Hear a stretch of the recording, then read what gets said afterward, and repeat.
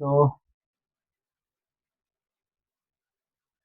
आप सभी का स्वागत है स्किल ग्रैबिट क्लासेस में। तो अगर आप चैनल पे फर्स्ट टाइम आ रहे हैं स्किल ग्रैबिट क्लासेस के, तो आप चैनल को सब्सक्राइब करिए और हमारे वीडियोस को लाइक और शेयर जरूर करिए। तो हम अभी सुपर 30 सीरीज के क्वेश्चंस करा रहे हैं कि जो इम्पोर्टेंट क्वेश्चन है सभी one day exams, UP police, UPSI और भी अदर एग्जाम्स में पूछे जाते हैं। तो आज हमारा जो टॉपिक है सामान्य ज्ञान सामान्य विज्ञान, इसके हम सुपर 30 क्वेश्चंस कराने जा रहे हैं। तो बिना टाइम वेस्ट किए हुए चलिए हम अपने सेशन को स्टार्ट करते हैं और हम देखते हैं अपने क्वेश्चंस को। तो आपका पहला क्वेश्चन क्या है? प्रकाश संश्लेषण या फिर फोटोसिंथेसिस की प्रक्रिया में प्रकाश ऊर्जा का परिवर्तन मुख्य रूप से किस ऊर्जा में होता है? क्या बताना है? फोटोसिंथेसिस की प्रक्रिया में जो प्रकाश ऊर्जा है वो किसमें कन्वर्ट होता है, किसमें चेंज होता है? ऑप्शन ए है आपका तापीय ऊर्जा, ऑप्शन बी है आपका रासायनिक ऊर्जा, ऑप्शन सी है आपका गतिज ऊर्जा और ऑप्शन डी है विद्युत ऊर्जा। फटाफट से आप आंसर बताइए कमेंट में। तो ऑप्शन क्वेश्चन नंबर फर्स्ट का जो सही आंसर है वो क्या है? रासायनिक ऊर्जा। प्रकाश संश्लेषण रासायनिक ऊर्जा में कन्वर्ट होती है। हमारा दूसरा क्वेश्चन क्या है? हमारे सौर मंडल में स्थित खगोलीय पिंड या ग्रह को सबसे ठंडा ग्रह या फिर कोल्डेस्ट प्लैनेट माना जाता है ना? तो हमें बताना है कि कौन सा ऐसा प्लैनेट है जो कोल्डेस्ट प्लैनेट है। ठीक है, तो ऑप्शन है आपका मंगल ग्रह, ऑप्शन बी वरुण या फिर नेपच्यून, ऑप्शन सी है आपका अरुण या फिर यूरेनस और ऑप्शन डी है आपका बृहस्पति या फिर जुपिटर। ठीक है, तो इसमें आपको सही आंसर्स बताने हैं कि क्या हो सकता है। तो सही आंसर आप बताइए फटाफट से। तो कोल्डेस्ट प्लैनेट बताना है आपको, तो कोल्डेस्ट प्लैनेट क्या हो जाएगा? ऑप्शन नंबर बी बिल्कुल सही आंसर हो जाएगा, नेपच्यून। इसका रीजन क्या है कि जो हमारा सन है, ठीक है, ये सन जब सनलाइट देता है तो उसके साथ में हीट एनर्जी भी आती है। और हीट एनर्जी क्या है कि जब आप सोर्स के बिल्कुल पास में रहोगे तो वहां पे हीट एनर्जी बहुत ज्यादा रहेगी। और जो हमारा नेपच्यून है वो हमारे सन से काफी दूर है, तो इसीलिए इसको ही क्या बोला जाता है? कोल्डेस्ट प्लैनेट बोला जाता है। चलते हम अपने अगले क्वेश्चन पे। क्या है?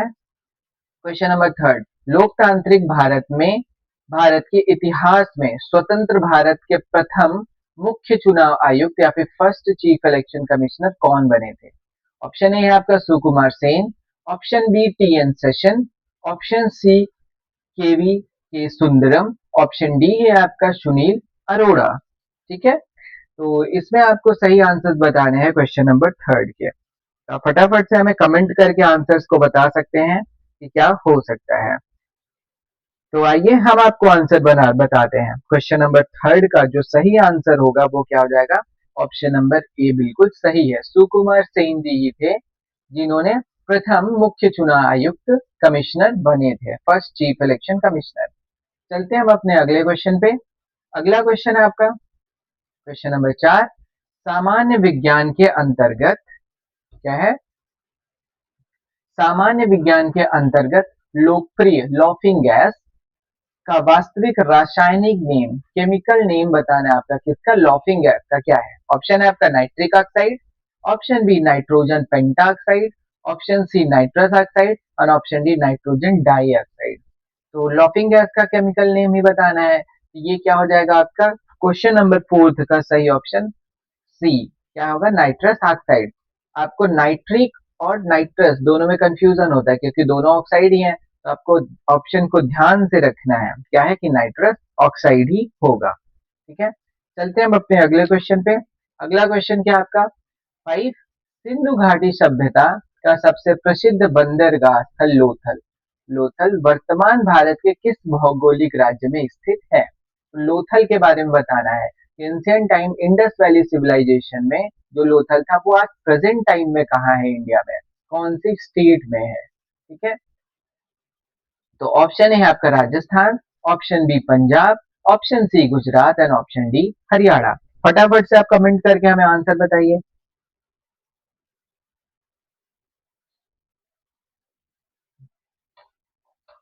चलिए, तो क्वेश्चन नंबर फिफ्थ का जो सही आंसर होगा वो क्या हो जाएगा? Option number C Gujarat. चलते हैं हम अपने अगले क्वेश्चन पे। अगला क्वेश्चन क्या है आपका, मानव शरीर के आंतरिक अंग तंत्र में सबसे बड़ी आकार वाली ग्रंथि या फिर लार्जेस्ट ग्लैंड कौन सी है? ठीक है, ऑप्शन है आपका पैनक्रियाज या फिर अग्नाशय, ऑप्शन बी यकृत या फिर liver, option C thyroid and option D पीयूष ग्रंथि या फिर पिट्यूटरी ग्लैंड। ठीक है, तो आपको क्या बताना है, लार्जेस्ट ग्लैंड बताना है। तो इसका जो सही आंसर होगा वो क्या हो जाएगा, यकृत, लीवर हमारे ह्यूमन बॉडी का सबसे बड़ी आकार वाली ग्रंथि होती है। चलते हैं हम अपने अगले क्वेश्चन पे। अगला क्वेश्चन है आपका, भौगोलिक और जल विज्ञान की दृष्टि से संपूर्ण विश्व की सबसे मीठे पानी की झील फ्रेश वाटर लेक कौन सी है? ऑप्शन ए आपका कैस्पियन सागर, ऑप्शन बी सुपीरियर झील, ऑप्शन सी बैकाल झील या फिर ऑप्शन डी विक्टोरिया झील। ये बहुत ही इंपॉर्टेंट क्वेश्चन है, आपको ये पूरे वर्ल्ड के लिए पूछा जा रहा है कि संपूर्ण विश्व की सबसे मीठे पानी की झील कौन सी है। तो आप इसका आंसर ध्यान से लर्न कर लीजिएगा, क्या हो जाएगा, ऑप्शन बी बिल्कुल सही आंसर होगा, सुपीरियर झील, लेक सुपीरियर ही क्या है, मीठे पानी की झील है। चलते हैं हम अपने अगले क्वेश्चन पे। अगला क्वेश्चन है आपका, खगोल विज्ञान में प्रयुक्त होने वाला सुप्रसिद्ध मात्रक प्रकाश वर्ष या फिर लाइट ईयर वास्तव में किसका मापन करता है? ठीक है, किसका मापन करता है? ऑप्शन ए है आपका समय, टाइम का मापन करता है क्या लाइट ईयर, या फिर ऑप्शन बी प्रकाश की तीव्रता, लाइट इंटेंसिटी को मापता है, या फिर तीसरा खगोलीय दूरी को मापता है, या फिर चौथा तारों का द्रव्यमान। आपको कंफ्यूज नहीं होना है कि ये लाइट ईयर है। ठीक है, लाइट ईयर किसको मेजर करता है, खगोलीय दूरी को मेजर करता है। तो ऑप्शन नंबर सी बिल्कुल ही सही होगा, ये क्या है, डिस्टेंस को मेजर करने वाला है। चलते हैं हम अपने अगले क्वेश्चन पे।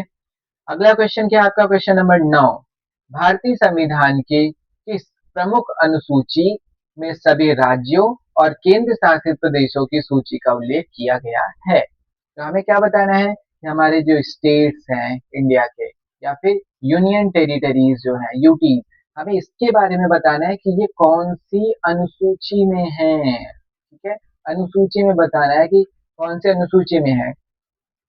पहला ऑप्शन है आपका पहली अनुसूची, ऑप्शन बी दूसरी अनुसूची, ऑप्शन सी तीसरी अनुसूची और ऑप्शन डी चौथी अनुसूची। तो इसका जो सही आंसर होगा वो क्या हो जाएगा, पहली अनुसूची। पहली अनुसूची में ही हमें स्टेट और यूटीज के बारे में बताया गया है। ये भी बहुत ही इंपॉर्टेंट क्वेश्चन है जो हर एक एग्जाम्स में पूछा जाता है, चाहे वो एसएससी का हो, चाहे वो यूपी पुलिस का हो, या फिर यूपीएसआई का हो, या फिर स्टेट गवर्नमेंट के जो भी एग्जाम्स होते हैं, ठीक है, स्टेट लेवल के। तो ये हर जगह के लिए इंपॉर्टेंट है। चलते हैं हम अपने अगले क्वेश्चन पे। आपका अगला क्वेश्चन क्या है, सामान्य लेखन पेंसिल के अंदर प्रयुक्त होने वाला ठोस काला शीशा या फिर रासायनिक रूप से निम्न में से क्या होता है? ठीक है, चलते हैं हम अपने ऑप्शंस पे। ऑप्शन ए आपका बारीक पिसा हुआ कोयला या फिर कोल, ऑप्शन बी आपका कार्बन का अपरूप या फिर ग्रेफाइट, ऑप्शन सी शुद्ध धात्विक शीशा या फिर लेड, ऑप्शन डी है आपका शुद्ध जस्ता या फिर जिंक। तो ये तो बहुत ही कॉमन सा क्वेश्चन है, इसका आंसर तो आपको बिल्कुल ही पता होना चाहिए। तो क्या हो जाएगा सही answer, option number B graphite. Graphite ही क्या होता है कि हमारे पेंसिल्स में जो आप हमेशा यूज करते आ रहे हो उसमें ग्रेफाइट ही होता है। और ये क्या होता है, ये इलेक्ट्रिसिटी का कंडक्टर भी होता है ना। तो कभी आप इसको इलेक्ट्रिसिटी के लिए ट्राई ना करिएगा कि आप इसको नॉन कंडक्टर समझ लें, ये क्या है, इलेक्ट्रिसिटी का कंडक्टर होता है। चलते हैं हम अपने अगले क्वेश्चन पे। अगला क्वेश्चन है आपका क्वेश्चन नंबर 11, क्या है, प्राचीन भारतीय राज व्यवस्था, प्राचीन भारतीय राज्य व्यवस्था एवं आर्थिक नीतियों पर आधारित ऐतिहासिक पुस्तक अर्थशास्त्र के रचयिता कौन है? तो हमें अर्थशास्त्र के रचयिता को बताना है कि किसने लिखा है। ऑप्शन है आपका विदेशी राजदूत मेगस्थनीज, ऑप्शन बी महान संस्कृत कवि कालिदास, ऑप्शन सी आचार्य चाणक्य या फिर कौटिल्य, या फिर ऑप्शन डी प्रसिद्ध गणितज्ञ आर्यभट्ट। तो ये इसका सही आंसर क्या हो जाएगा, ऑप्शन नंबर सी चाणक्य या फिर कौटिल्य जी ही थे जिन्होंने अर्थशास्त्र की रचना की थी। चलते हम अपने अगले क्वेश्चन पे। क्या है, हमारे दैनिक जीवन में उपयोग किए जाने वाले साधारण नमक या फिर कॉमन साल्ट का सही रासायनिक नाम क्या है? कॉमन साल्ट जो हम अपने घरों में यूज करते हैं, ठीक है, हमारे किचन में जो यूज होता है उसका ही हमें केमिकल नेम बताना है। ऑप्शन ए आपका sodium carbonate, option B sodium chloride, option C calcium carbonate, या फिर ऑप्शन डी सोडियम हाइड्रोक्साइड। ठीक है, तो आप फटाफट से हमें कमेंट करके आंसर को बताइए।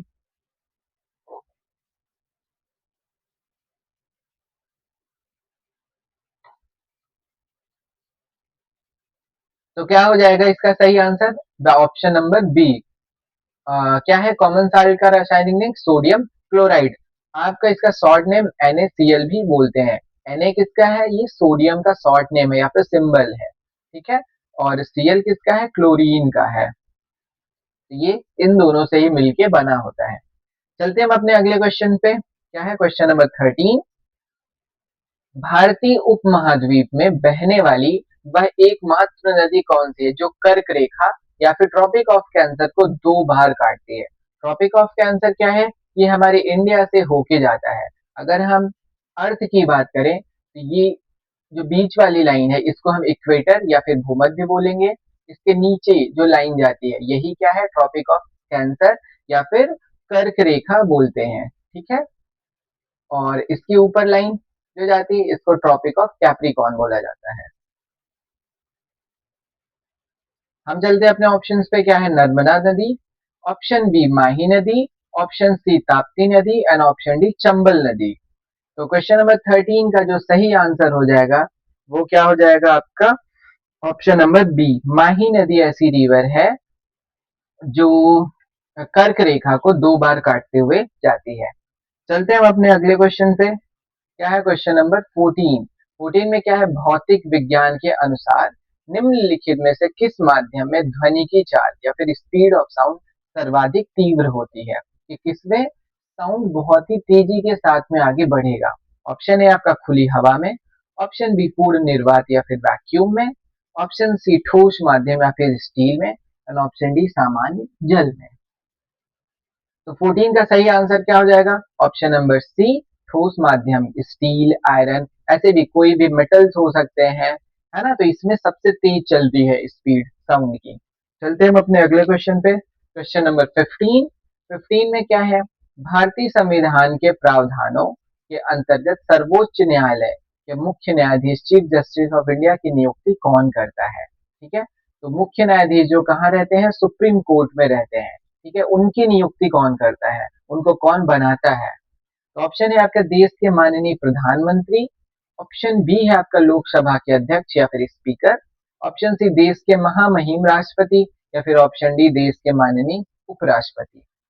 तो फटाफट से आप कमेंट करके हमें बताएं क्या हो सकता है आंसर। ठीक है, अगर आप स्किल ग्रेविड क्लासेस पे फर्स्ट टाइम आए हैं तो आप चैनल को सब्सक्राइब करिए, और वीडियो अच्छा लग रहा है तो ये सभी के साथ में शेयर जरूर करिए, और आप चैनल को लाइक, वीडियोस को लाइक जरूर करें। ठीक है, तो 15 का जो सही आंसर हो जाएगा वो क्या हो जाएगा? ऑप्शन नंबर सी देश के महामहिम राष्ट्रपति ही होते हैं जो मुख्य न्यायाधीश को चुनते हैं, बनाते हैं। चलते हैं हम अपने अगले क्वेश्चन 16 नंबर में। क्या कह रहा है? मध्यकालीन स्थापत्य कला का बेजोड़ नमूना कोणार्क का सूर्य मंदिर, सन टेम्पल ऑफ कोणार्क, किस भारतीय राज्य में स्थित है? तो ऑप्शन है आपका Paschim Bangal, option B Orissa, option C Andhra Pradesh, और ऑप्शन डी तमिलनाडु। तो आप बताइए आंसर क्या हो सकता है इसका?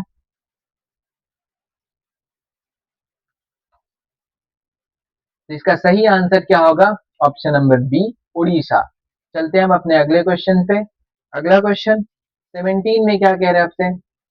मानव जीवन के अंतर्गत मानव रक्त का विशिष्ट लाल रंग या फिर रेड कलर ऑफ ब्लड मुख्य रूप से किसके कारण होता है?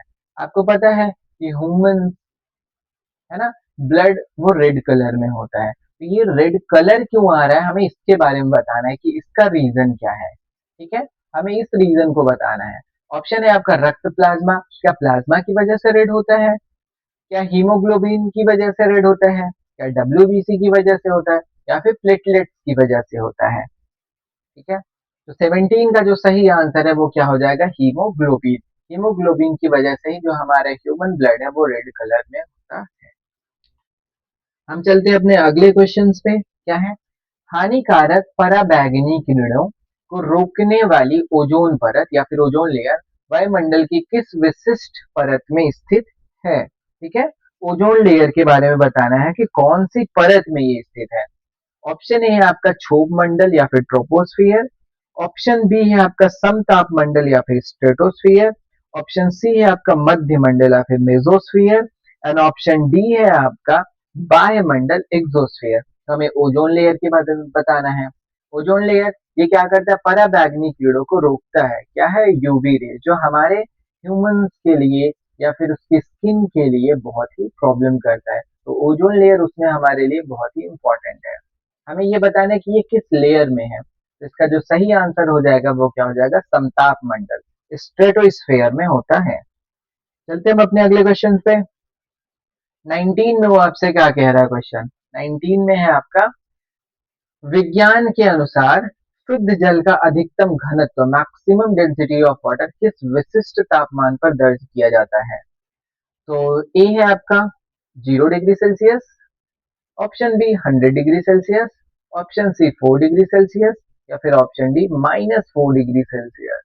ठीक है, तो 19 का जो सही आंसर हो जाएगा वो क्या होगा, ऑप्शन नंबर सी, क्या है, 4 डिग्री सेल्सियस। आप ध्यान दीजिएगा कि ये पॉजिटिव होना चाहिए, अगर नेगेटिव होगा तो ये गलत हो जाएगा। इसीलिए ऑप्शन नंबर डी आपका बिल्कुल सही आंसर, ऑप्शन नंबर सी बिल्कुल सही आंसर होगा, 4 डिग्री सेल्सियस। चलते हैं हम अपने अगले क्वेश्चन पे। क्वेश्चन नंबर 20 में वो क्या कह रहा है,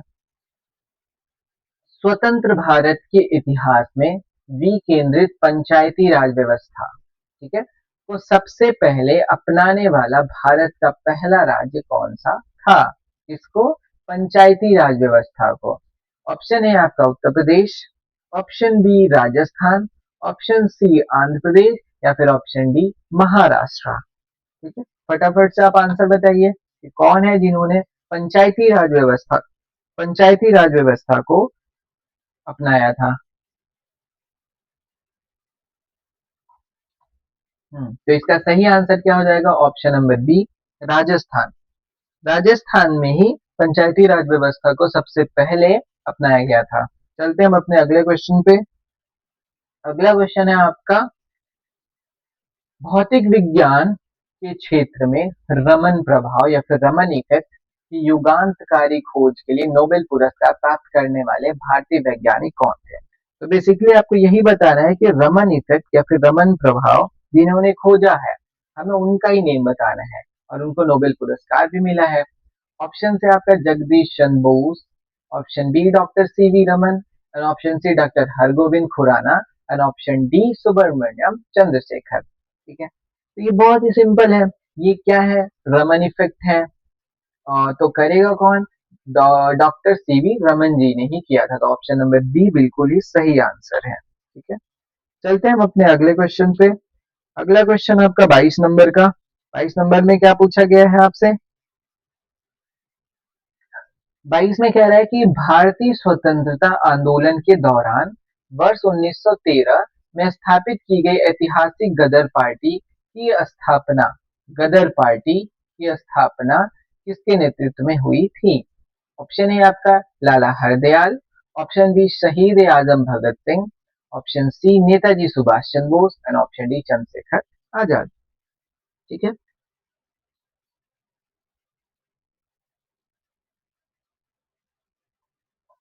तो क्वेश्चन नंबर 22 का सही आंसर क्या हो जाएगा, गदर पार्टी के लिए कौन आया था, लाला हरदयाल जी ने ही क्या किया था, इसकी स्थापना की थी। चलते हैं अगले क्वेश्चन पे।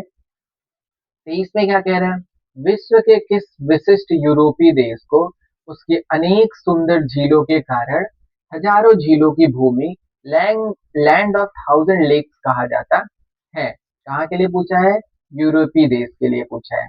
ऑप्शन है आपका फिनलैंड। ऑप्शन बी है आपका कनाडा। ऑप्शन सी है आपका जापान। एंड ऑप्शन डी है आपका नॉर्वे। ठीक है, तो क्वेश्चन नंबर 23 का जो सही आंसर होगा वो क्या हो जाएगा, फिनलैंड। फिनलैंड को ही क्या कहा जाता है, लैंड ऑफ थाउजेंड लेक्स, क्या हजारों झीलों की भूमि कौन है, फिनलैंड है। चलते हैं हम अपने अगले क्वेश्चन पे। क्या कह रहा है कि रसायन विज्ञान के अंतर्गत आधुनिक आवर्त सारणी मॉडर्न पीरियोडिक टेबल का जनक वास्तविक रूप से किसे माना जाता है। ठीक है, ऑप्शन है आपका Dmitri Mendeleev. Option B Henry Moseley. Option C Ernest Rutherford and option D John Dalton. तो क्वेश्चन नंबर 24 का जो सही आंसर होगा वो क्या हो जाएगा, हेनरी मोजले। हेनरी मोजले ने ही क्या किया था, मॉडर्न पीरियोडिक टेबल का वास्तविक जनक माना जाता है। चलते हैं हम अपने अगले क्वेश्चन पे। क्वेश्चन नंबर 25 में क्या कह रहा है कि भारतीय अर्थव्यवस्था के इतिहास में सबसे हालिया विमुद्रीकरण डीमोनेटाइजेशन नोटबंदी किस ऐतिहासिक वर्ष में घोषित किया गया था। ठीक है, डीमोनेटाइजेशन हमें बताना है कि कब हुआ था। तो इंडिया में हुआ था। ये बहुत ही सिंपल सा क्वेश्चन है, आप इसको जानते होंगे। ऑप्शन है आपका 2014 में, ऑप्शन बी 2015 में, ऑप्शन सी 2016 में या फिर ऑप्शन सी 2017 में। ठीक है। तो क्वेश्चन नंबर 25 का जो सही आंसर होगा वो क्या हो जाएगा, ऑप्शन नंबर सी 2016 में। ठीक है, चलते हैं हम अपने अगले क्वेश्चन पे। क्वेश्चन नंबर 26 आपसे क्या कह रहा है कि डेयरी विज्ञान या फिर सामान्य मापन में दूध की शुद्धता और उसके घनत्व को मापने के लिए किस विशेष उपकरण का उपयोग किया जाता है। ठीक है, विशेष उपकरण जिससे हम दूध की शुद्धता को माप सकते हैं। हमें क्या क्या मापना है, प्योरिटी ऑफ मिल्क। ठीक है, हमें क्या मापना है, प्योरिटी ऑफ मिल्क। क्या होगा, ऑप्शन है आपका barometer, option C hydrometer, sorry option B hydrometer, option C lactometer और ऑप्शन डी थर्मामीटर। तो थर्मामीटर तो बहुत ही कॉमन है, ये क्या है, टेम्परेचर के लिए है। बट जो हमें बताना है प्योरिटी ऑफ मिल्क किससे मेजर होगा, तो वो क्या है, ऑप्शन नंबर सी लैक्टोमीटर से आप मेजर कर सकते हो। ठीक है, चलते हैं हम अपने अगले क्वेश्चन पे। क्वेश्चन नंबर 27 क्या कह रहा है, प्रसिद्ध ऐतिहासिक चीनी बौद्ध यात्री वेनसांग, ठीक है, वेनसांग किस प्रतापी भारतीय राजा के शासनकाल में भारत आया था। ठीक है, वेनसांग के बताना है कि ये कौन से किंग के टाइम पे, कौन से राजा के टाइम पे इंडिया में आया था। ऑप्शन है आपका चंद्रगुप्त मौर्य के शासनकाल में, ऑप्शन बी सम्राट हर्षवर्धन के शासनकाल में, ऑप्शन सी राजा कनिष्क के शासनकाल में या फिर ऑप्शन नंबर डी सम्राट समुद्रगुप्त के शासनकाल में। ठीक है, तो चीनी बौद्ध यात्री वेन सिंह, ऑप्शन नंबर बी बिल्कुल सही है, जो कि सम्राट हर्षवर्धन के शासनकाल में इंडिया में आया था। तो चलते हैं हम अपने अगले क्वेश्चन पे। अगला क्वेश्चन क्या है आपका, अगला क्वेश्चन है आपका भारत के दक्षिणी प्रायद्वीप भूभाग की सबसे ऊंची पर्वत चोटी, highest peak in south India. ठीक है, कहाँ बताना है आपको, साउथ वाले रीजन में बताना है कि कौन सी है। ठीक है, तो ऑप्शन ए है आपका अनामुड़ी चोटी, ऑप्शन बी दोदा बेट्टा चोटी, ऑप्शन सी महेंद्रगिरी चोटी या फिर ऑप्शन डी गुरु शिखर चोटी। ठीक है, तो कमेंट करके फटाफट से बताएं। स्किल ग्रेविड क्लासेस को आप सब्सक्राइब करना बिल्कुल ना भूलें। अगर आपको क्वेश्चंस अच्छे लग रहे हैं तो आप लाइक जरूर करिए वीडियोस को और शेयर भी जरूर करिए। ठीक है, तो क्वेश्चन नंबर 28 का सही आंसर आपका क्या हो जाएगा, अन्नामुड़ी चोटी। अन्नामुड़ी चोटी क्या है, साउथ इंडिया की हाईएस्ट पीक है। ठीक है, अगला क्वेश्चन आपका क्या है, 29 नंबर, हवा भरे गुब्बारों को उड़ाने के लिए वायु से भी हल्की कौन सी अक्रिय या फिर इनर्ट गैस प्रयोग की जाती है ना। बलून्स आपने देखा होगा, बलून्स कैसे होते हैं, एक बलून होता है जो ऐसे नीचे आता है, आप छोड़ देते हो, बट एक जो होता है जो फेमस है कि उसको आप छोड़ दो तो वो ऊपर ही जाता है। तो हमें यही बताना है कि जो ऊपर बलून जा रहे हैं इसमें हवा कौन सी भरी गई है। ठीक है, हमें क्या बताना है, इस बलून में कौन सी हवा भरी गई है।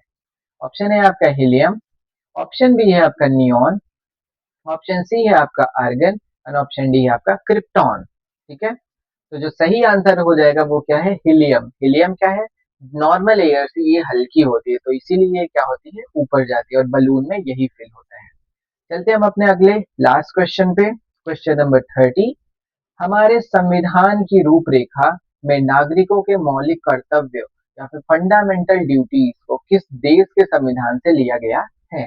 फंडामेंटल ड्यूटीज इंडिया में कहाँ से आई हैं हमें ये बताना है। ठीक है, ऑप्शन है आपका संयुक्त राज्य अमेरिका यूएसए, ऑप्शन बी पूर्व सोवियत संघ यूएसएसआर रूस, option C United Kingdom Britain, option D है आपका आयरलैंड गणराज्य। ठीक है, तो आंसर करिए आप फटाफट से हमें कमेंट में बताइए और आप हमें कमेंट में ये भी जरूर बताएं कि ये सुपर 30 क्वेश्चंस है ना, ये सुपर 30 क्वेश्चंस आपको कैसे लगे हैं।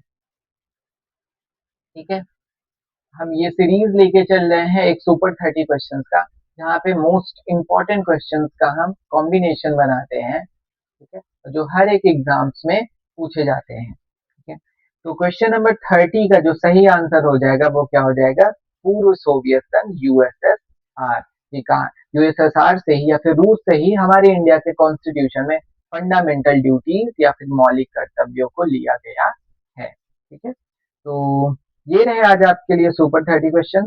बाकी वीडियो देखने के लिए आपका बहुत ही थैंक यू सो मच। और आप चैनल पे फर्स्ट टाइम आए हैं तो हमारा चैनल क्या है, स्किल ग्रेविड क्लासेस। आप इस चैनल को सब्सक्राइब करना बिल्कुल ना भूलें, और वीडियो अच्छा लगा हो तो लाइक करें और अपने ग्रुप्स में शेयर जरूर करें। तो थैंक यू सो मच, जय हिंद।